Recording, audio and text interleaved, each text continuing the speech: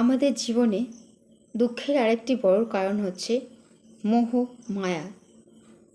এই মোহ মায়া কিন্তু আমরা জড়িয়ে থাকি বলে দুঃখ যন্ত্রণা কষ্টটা বেশি পাই।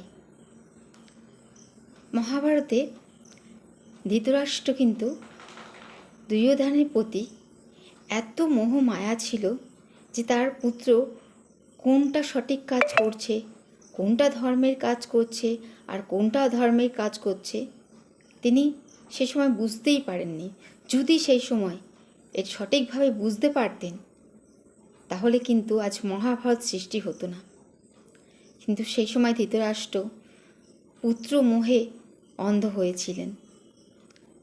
সম্রাট সিকান্দার পুরো বিশ্ব জয় করার জন্য বেরিয়েছেন। ঠিক সেই সময় এক নাগা সাধুর সাথে তার দেখা হয়। সাধু বাবা তাকে বলেন, তুমি এই দুনিয়া জয় করার জন্য বেরিয়েছ।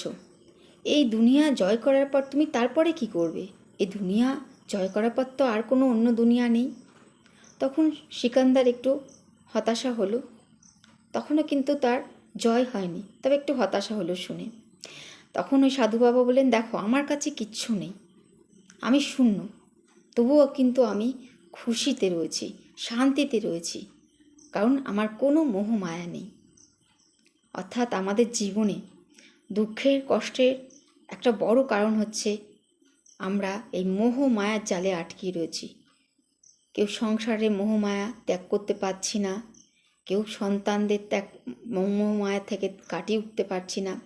এই বন্ধনে আমরা আবদ্ধ হয়ে রয়েছি, যার ফলেই কিন্তু আমাদের কষ্টটা বেশি।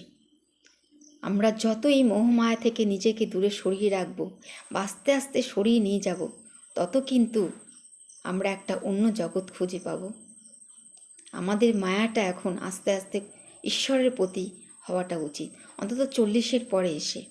আমার এটাই অ্যাডভাইস প্রত্যেককেই, যে যত মোহ মায়ার মধ্যে জড়িয়ে থাকবো কষ্ট কিন্তু ততই বেশি হবে। আর আস্তে আস্তে আপনি যদি সেটা কাটিয়ে উঠতে পারেন, তখন কিন্তু এই পৃথিবী থেকে চলে যাওয়ার সময় ভেতরে কষ্টটা অনেক কম পেতে হবে, কারণ মায়াটা আপনি ত্যাগ করতে পেরেছেন। জয় শ্রীকৃষ্ণ।